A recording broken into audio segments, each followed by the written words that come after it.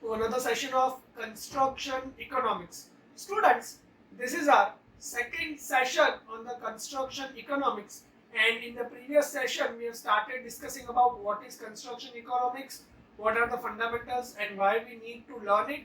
Then we have seen the economic decision making methods. There were three economic decision making methods. The first was out of pocket commitment, then payback period, then average annual rate of return, and the last was the concept of time value for money. In the out of pocket commitment method, the concept was when we are having two alternatives, we need to evaluate by what alternative what is the total expense.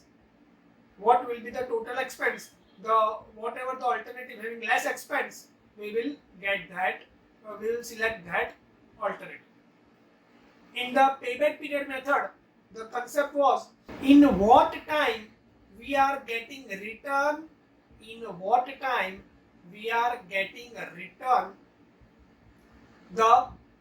invested amount, and in average annual rate of return, what is the average annual return in terms of percentage against of the total cost invested. So in both the methods, the payback period and average annual rate of return, we have got the example of a JCB having 5 years of life, 5 lakhs of initial cost and a return of certain years. So that was up to previous session. Now today in this session we are going to learn cash flow diagrams and evaluating the alternatives by equivalence. Today we are going to learn two topics. First is cash flow diagram and the second is evaluating the alternatives by equivalence. So let us begin with cash flow diagram. So cash flow can be defined as the movement of money in or out of the project. Yes, students, when we are doing a construction project and we are talking about a construction company, so there are a number of projects working in a company. So for a particular project, what amount of money is getting into the project and what amount of money getting out of the project, when this situation is represented by a diagram, that diagram is known as cash flow diagram, right? So now, purpose of cash flow diagram. So the first purpose is to ensure that sufficient cash is available to meet the demand. The second purpose is the cash resources are fully utilized, and the last is to know about the project funding pattern. All right. So student, as we know that there are the cash flow is money in and out. So there could be two types of cash flow diagrams: cash inflow and cash outflow. So moving forward, so first is cash outflow. So as a contractor, whatever amount of payment we do time to time for our resources or for our work done, that is our cash outflow, such as material payment, labor charges, equipment charges, salary, overhead charges, rent, water and electricity. So what, being a contractor, what is getting out from me in a project, that is my cash outflow. Now cash inflow. So as the work progresses, measurements are taken and bill are prepared, and against of that bill, contractor is paid certain amount. So that is money getting into the project, that is cash inflow. Cash inflow is either by the contractor gets the fund by himself, advance amount by the client, bill paid by the client, or other fundings, right? So that is cash outflow and cash inflow. Now let us discuss about what is cash flow diagram.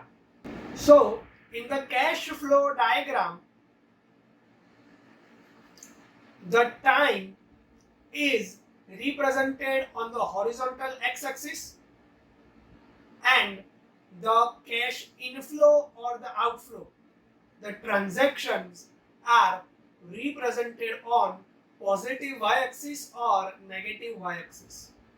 If it is of cash inflow, for an example, I am the contractor and there is something cash inflow for my project, so I will represent it on positive y-axis, alright, which is also known as receipt, and a cash outflow, that is, you can say expenses or disbursement, that will be represented to the negative y-axis.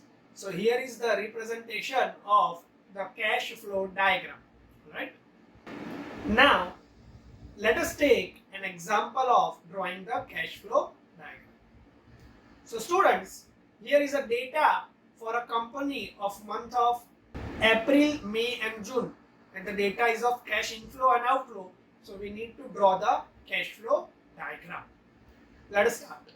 So now, as we have discussed that inflow will be on positive y-axis and x-axis will be time, and the negative values will be on negative y-axis, or the outflow value, pardon me. So this is how we can prepare the first cash flow diagram. Now another method is we get the net amount of the transaction, right? Something plus, something minus, so we'll get the net amount. So that is our second alternative. Let us see that. So this is the second alternative, the net amount plus or minus combined. So that is how we can draw the cash flow diagrams. But generally, students, we select the first method, because when we do the net calculation at a later stage of the project, we are not aware about that how that values arrive, right? So we'll represent each and every transaction in the cash flow diagram. Now let us see the project cash flow diagram. The project cash flow diagram. So the project cash flow diagram is again the graph of receipt and disbursement versus time. The project cash flow diagram is drawn with respect to owner, contractor, etc. And to draw the project cash flow diagram, certain data are required. Let us see that. First is the gross bill and its time of submission is required. Then the measurement period, certification time, mobilization fund, retention money deducted. So these are the data which we generally require in order to prepare the project cash flow diagram. Now when we prepare the cash flow diagram, there are certain factors affecting to that cash flow diagram. What are they? Let us see. So here are the factors affecting the cash flow.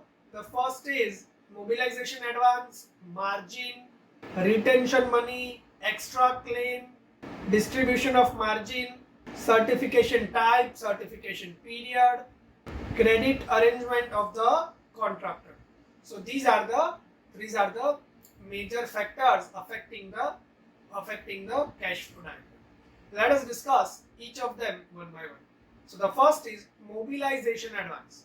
Now students, mobilization advance is the advance given by the client to the contractor to initiate the project work. Alright, so higher the cash flow, higher the amount of mobilization advance, good will be the cash flow. Alright, so students, this entire theory is which we are learning from the point of view of contractor. Alright, the second is margin. So being a contractor, if my profit margin is very high, that is good for my cash flow diagram. If my profit margin is low, then the amounts which I received in terms of profit will be very low. The next is retention money. So in a project, we need to check that what is the retention amount deducted by the client. Higher the retention amount, low, it is worst for our cash flow diagram. Because what is retention? Retention is amount which is kept aside or deducted by the client. So if they will cut as a retention, my cash flow will be disturbed. Next is extra claims. So higher the extra claims in the project, good for them, good for contractor. Why? Because extra claims are paid on the basis of market rates.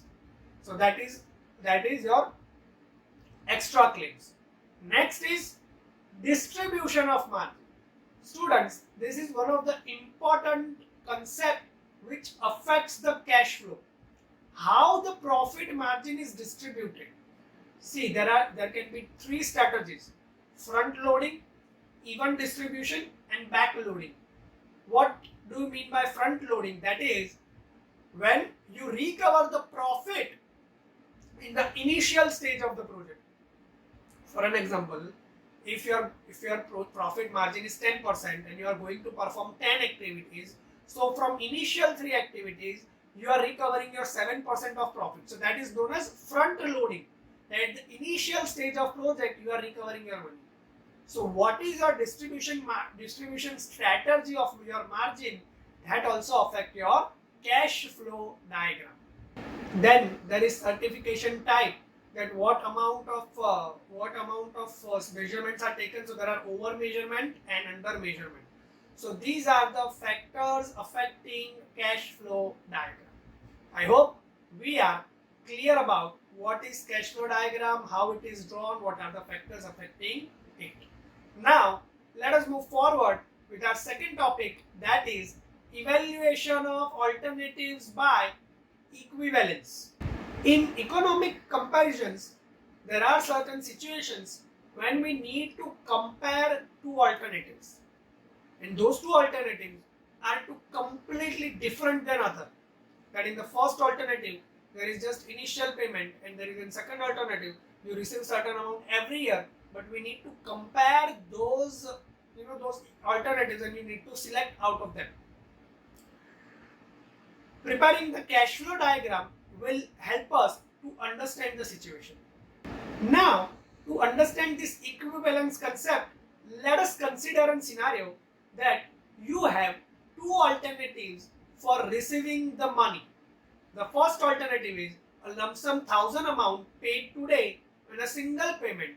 And alternative 2, you are getting paid 400 rupees at the end of every year up to 4 years. So that are the two alternatives.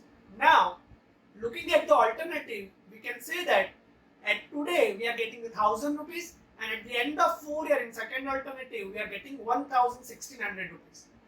So can we compare these two alternatives on the basis of just values, that 1,000 rupees today and 1,600 rupees from next 4 years? No, we cannot compare. So comparison is to be made on the common baseline. So what is the common baseline? Let us say that what will be the value of those alternatives at the end of 5th year with interest. So that is a neutral comparison. So let us assume that what will be the value at the end of 5 years in both alternatives with 10% rate of interest, compounded half yearly. Alright. So let us see for alternative 1. So in alternative 1 we are getting 1,000 rupees today. Now we want to find what will be the value after 5 years. So f equals to p into 1 plus I raised to n. So we'll get the value 1,628. Here I is taken as 0.5 and n is taken as 10 because half yearly. So 5 years. So in 1 year 2 times interest will be calculated. So n equals to 10, 5 into 2, and half yearly. Total yearly interest was 10. So half yearly 5%. Alright. Now let us see for alternative 2. So in alternative 2, at the end of first year, we are getting 400 rupees. So 400 into 1 plus 0.05 raised to 8. Because now at the end of one, we are standing at the end of first year. So now 4 years are remaining. So 8 times will be calculated. Plus again at the end of second year, 400 into 1 plus 0.05 raised to 6 plus 400, 1 plus 0.0 raised to 4, and last 400 into 1 plus 0.05 raised to 2. So adding all of that, we can say that we'll get 2054 rupees. So that is how we need to have the comparison on the neutral line. Alright. Now in the same alternative, if you calculate by 300 rupees, it will be 1500, less than of what we are getting in 1000. So that is how we need to compare the situations on an equal common base. So using this time value money concept and preparing the cash flow diagram, we can have the economics alternative of economics. So there are 4 methods. First is present worth comparison, second is future worth comparison, third is annual worth comparison, and the last is rate of return. Let us begin our discussion with present worth comparison. So in this method, the present worth of the cash flow is in terms of single equivalent sum is determined using rate of interest. Sometimes it is known as discounted rate. But now this net present method works on certain assumptions. The first assumption is we know all the cash flow diagrams, or we know the cash flow data. See students, net present value is trying to say that whatever your cash flow diagram is, we are converting into single equivalent sum. Single equivalent sum. That is what the net present worth is trying to say. That what amount we are going to receive in future, or what amount we are going to have the expense in future, what is today's value, net present value, right?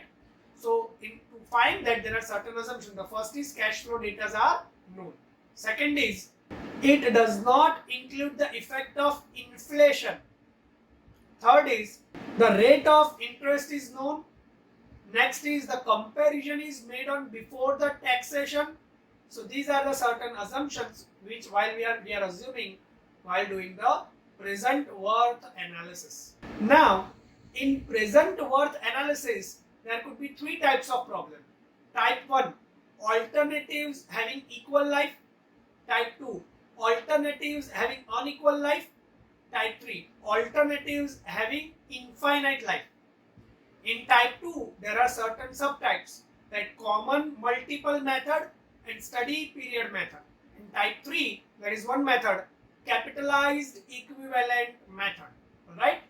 So let us discuss about type 1. So type 1 was alternative having equal life.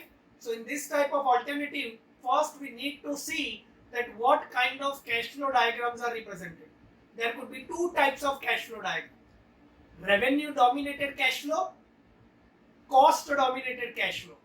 Revenue dominated, that means all the data are of cash inflow, and cost dominated, that means all the data are cash outflow. Now here we need to find the present worth. So if the data is of revenue dominated, then the maximum of 2 alternative is considered, and if the cost dominated, minimum of 2 alternative is considered. But now what if the combined data is given? So in case of combined data, net present value is considered, and basis of that net present value, whichever the maximum is considered as a final alternative. This method is used to find the profitability index, PI, equals to NPV upon CC, net present value upon capital cost, right? So that is what alternatives having equal life. Now the second method is alternatives having unequal life. So in that there are 2 methods. The first is common multiple method. So in unequal life, one alternative may have the life of 5 years, and second alternatives may have a life of 7 years or 10 years. So common multiple method, that means we need to select a coterminous life period for both the alternative. Coterminous life period as in same life period. For an example, if certain alternatives have life period 2, 3, 4, 6, then the LCM of this common multiple of them will be 6. So in compare of that, alternative 1 should be replaced 3 times, alternative 2 should be replaced 2 times. So that is how, pardon me, the common multiple will be 12. So alternative 1 will be replaced by 6 times, alternative 2 will be replaced 4 times. So that is how we need to prepare, we need to have the analysis. Coterminous life period, common multiple. Clear? The next is study period method.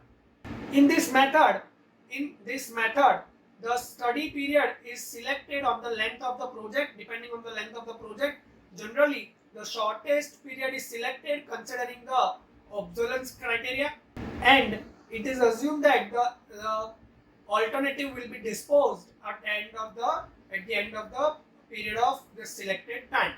So that is study period. Then on a particular period you are studying that alternative. The next is alternatives having infinite life. So in this type of alternatives, we are having the alternatives having longer life. Dam, power plant, these are the projects are built for 50, 75, 100 years. Nearly infinite life. So when there is infinite life, we need to find the capitalized equivalent. Now, the concept of capitalized equivalent is saying that all the receipt and disbursement are first converted into cash flow of equal annual payment. Here is the formula for CE, but here the n is infinite, so C will become A upon I. So that is how we can find the selection between alternative having infinite life. Now, let us see a numerical based on this type 3. So the example says that to design the dam, there are two alternatives, alternative X and alternative Y.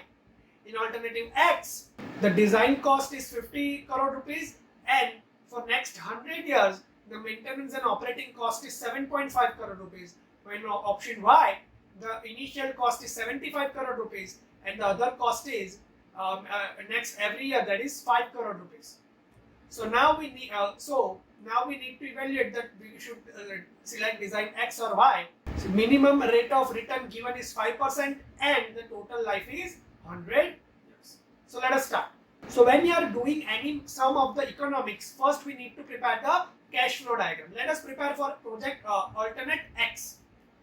So here is the alternate X cash flow diagram. Now we know the formula of capitalized equivalent A upon I, but here at point 0, 50 CR has been already done. So 50 CR plus A upon I, so we'll get 200 CR. Now similarly, let us have for alternative Y. So in alternative Y, 75 initial cost and 5 CR every year, so we'll get 175 CR. Now students, look at the cash flow diagram. These cash flow diagrams are cost dominated. So the capitalized equivalent is representing the cost. So in option Y, the cost is less, so we can select the option Y. This is how we can we can have the calculation. So I hope we are clear up to this point. So this is it. That was all about in today's session. In case of any query or doubt, you can always contact me on my mail or my number. Thank you.